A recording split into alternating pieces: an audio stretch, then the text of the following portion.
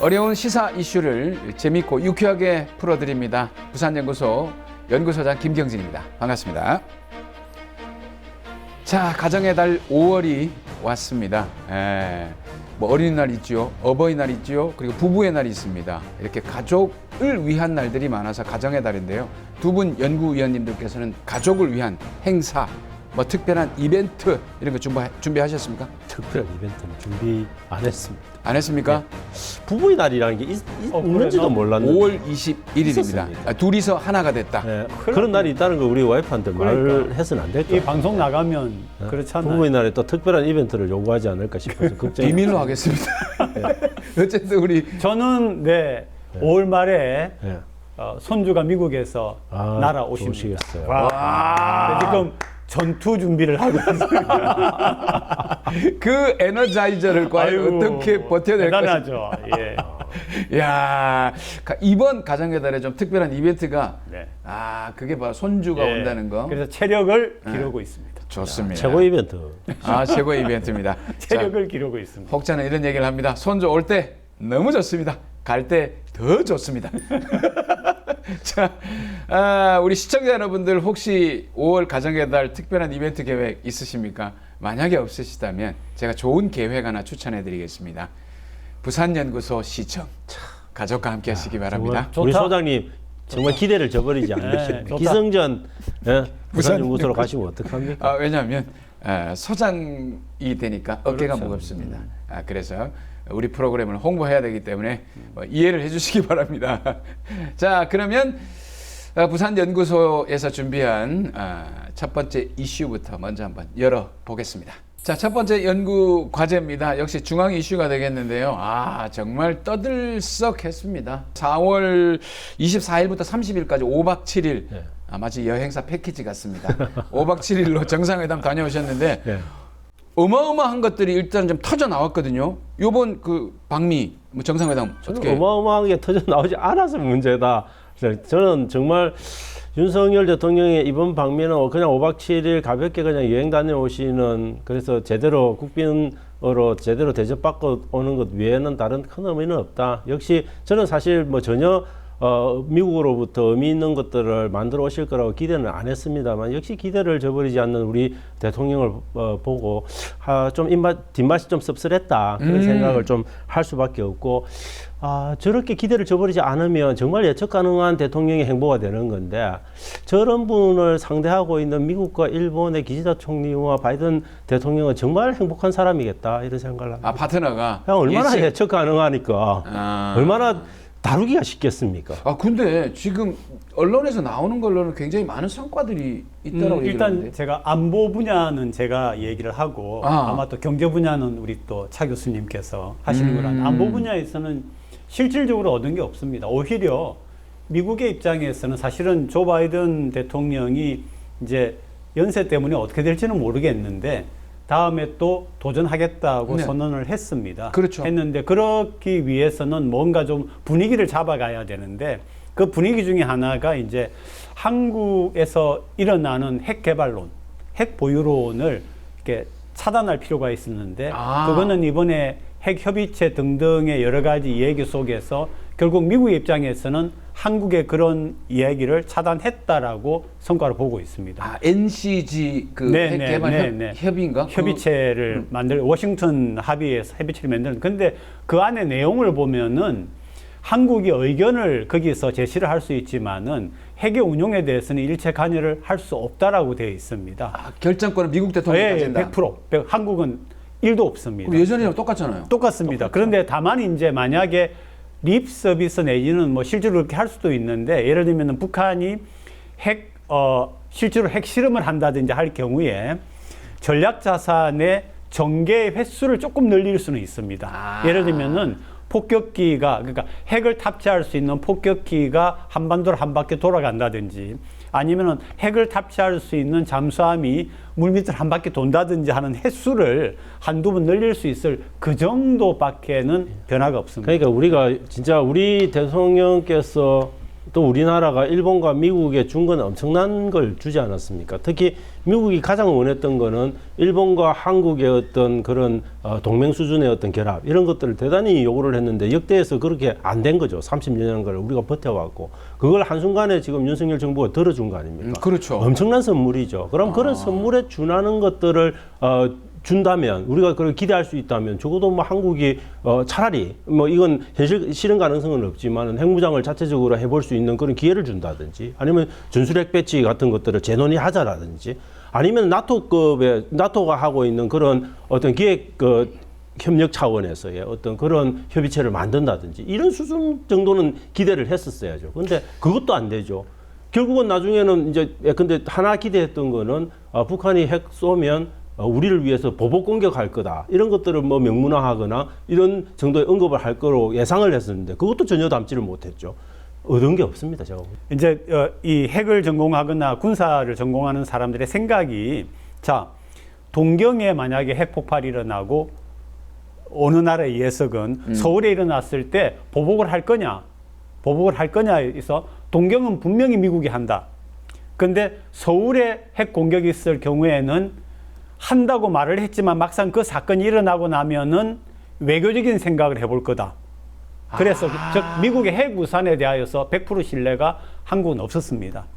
근데 이번에 그걸 갖다가 하겠다라고 또 얘기를 했는데 신뢰가 없은 것은 미국이 말을 안 해서가 아니라 똑같은 얘기를 옛날부터 해왔습니다. 그러니까 뭔가 조금 실질적인 변화가 있기를 바랐는데 핵 협의체를 만들어서 그 안에서 좀 같이 얘기한다라고 하는 그런데 얘기를 하는데 무슨 얘기를 내가 할 수 있느냐 하는 부분에서는 변화가 없다는 거죠. 그다음에 하나 있는 거는 이제 전략자산 전개를 좀 더 자주 하겠다. 뭐 이런 이야기를 하는 거 아닙니까? 네. 그리고 핵 잠수함을 더 자주 보내겠다.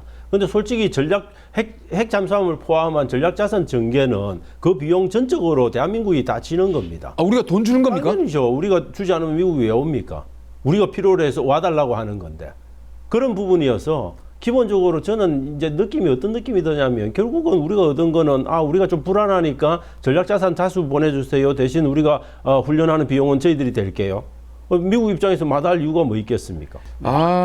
참 난 그 언론이 하도 얘기를 해가지고 엄청 이번에 미국 때문에 이제 우리는 안전해졌다 생각했는데. 근데 한 가지만 제가 더 보태겠습니다. 네네. 뭐냐면은 이제 부산 같은 경우 우리가 이제 부산이니까요. 부산 같은 경우에는 바로 옆에 고려 원전이 있고 지금 사용 후 핵 연료를 갖다가 저장할 곳이 없어가지고 또 고리에다가 저장을 한다고 하지 않습니까? 네. 그러니까 핵 원전이 돌아가는 것도 위험성을 가지고 있고 그 다음에 폐기물을 보관하는 거는 더 또 위험한데 지금 그게 근본적으로 무슨 문제냐 하면은 일본도 굉장히 원전에 대한 의존도가 높습니다. 근데 이걸 안전하게 보관하려고 하면은 사용 후 핵 연료를 재처리하면 됩니다. 그러면 안전합니다. 근데 일본은 100% 재처리하도록 해주고 있습니다. 근데 그 재처리된 게 어디로 가느냐 하면은 플루토늄을 기반으로 하는 핵무기를 바로 제조할 수 있습니다. 근데 한국은 한미 상호 방위 조약에 의하여서 안 되다가 얼마 전에 10%를 풀어줬는데 그 10%도 재처리할 수 있는데 미국이 감시를 하고 있습니다. 평화적인 목적으로 쏘도록. 그러면 이런 거라도 해와야 되는 거죠. 한국이 적어도 일본 수준의 재처리를 할 수 있으면은 지금 그렇죠. 우리 부산 같은 경우에는 원전은 또 다른 문제로 치고 적어도 나오는 폐기물에 대해서는 안전성을 확보할 수 있는 건데 그런 실질적인 효과도 없는 거죠. 안전성 그렇군요. 확보를 떠나서 고준위 폐기물의 사이즈가 되게 작아지고 압축됩니다. 그렇기 때문에 지금 우리가 앞으로 뭐 35년 정도 되면 포화가 되는데 그 포화 상태를 훨씬 늦출 수 있는 거죠. 그러면 지금 우리가 하고 있는 고준위법 이런 것들에 대한 것들도 좀 충분히 시간을 두고 고민해 볼 수 있는 여유가 생기는데 미국은 심지어 그것조차도 허용 안 하는데 우리 대통령은 그것에 대한 요구 자체도 안 했던 것 같아요. 그러니까 다시 한번 제가 강조를 하면 지금 이제 핵 폐기물이 나왔다. 10%를 지금 우리가 재처리하거든요. 네.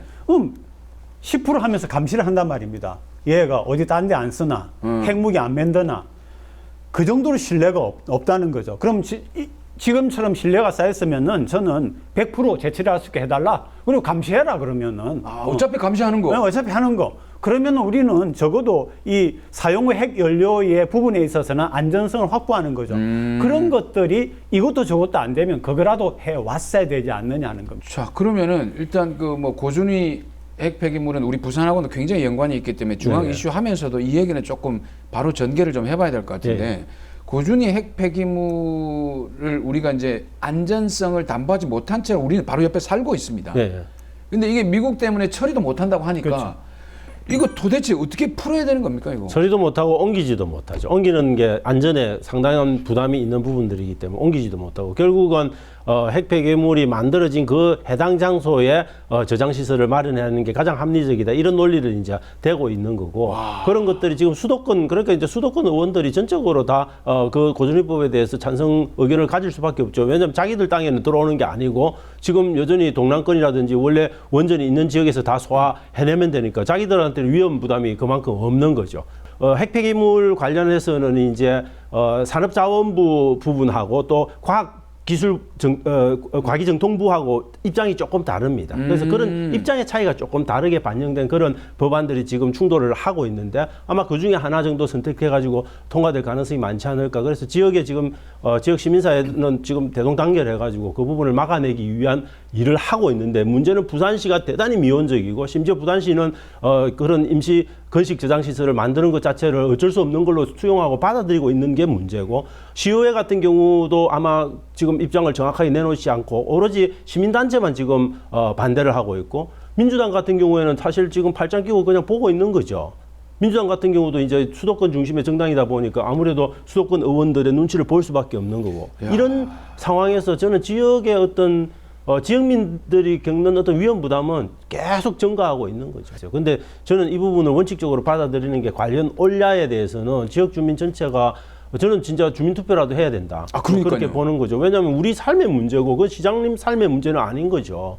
우리가 더 위험해지는데. 그렇죠. 전체 지역 주민의 삶의 문제이기 때문에 특히 지역 주민들이 결정할 수 동부산권에 있어야 되는 지금 거죠. 부산은 동부산권이 거의 다 사람 있잖아요. 그렇죠. 근데 거기가 가장 가까운 데에 원전이 있잖아요. 그 지난번에 우리가 얘기를 했는데 이게 가장 1차적으로 위험한 게 30km. 30km 비상 네, 거의 다 방사선 들어가는 비상계획구역 안에 네. 있는 것들은 다 거의 다 30km 생각을 해보십시오. 그리고 우리가 이번에 부산연구소 해오면서 이제 계속 초반에 강조했던 게 민주주의를 강조했잖아요. 그렇죠. 민주주의는 정당한 자기 요구를 해서 관철시키는 게 민주주의입니다.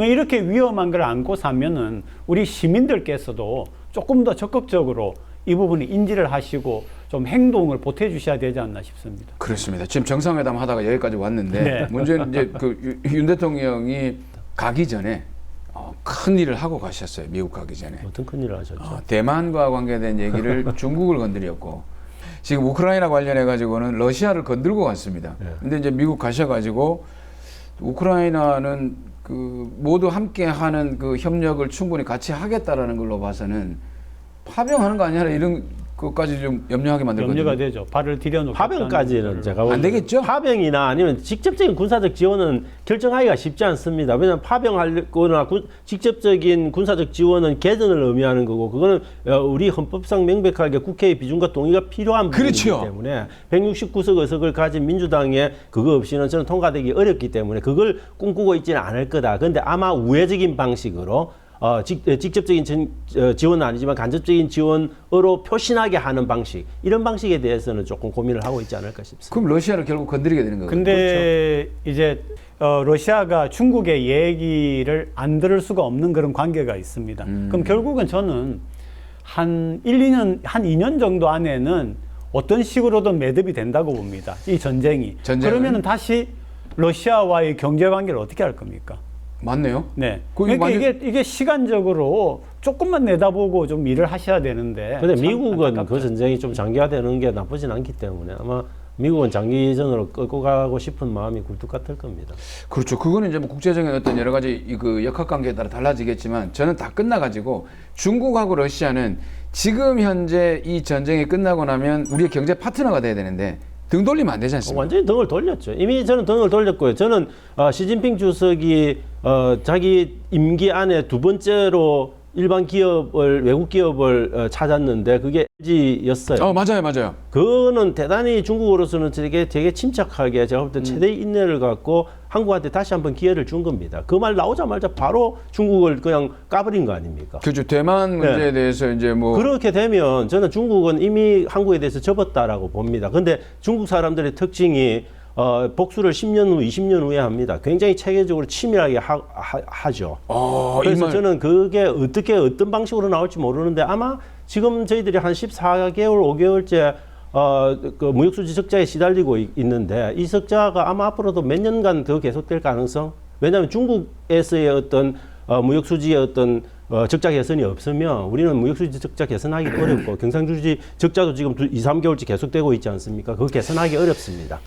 굉장히 힘든 상황일 거고 우리 경제 성장률은 오로지 내수에만 기대해서 하는 방식으로 가야 될 건데 이것도 언제까지 갈지 알 수 없는 거고. 그러니까 이제 현실주의적으로 이야기를 하면 사실은 전쟁을 통해서 얻는 이득이라고 하는 게 분명히 있거든요.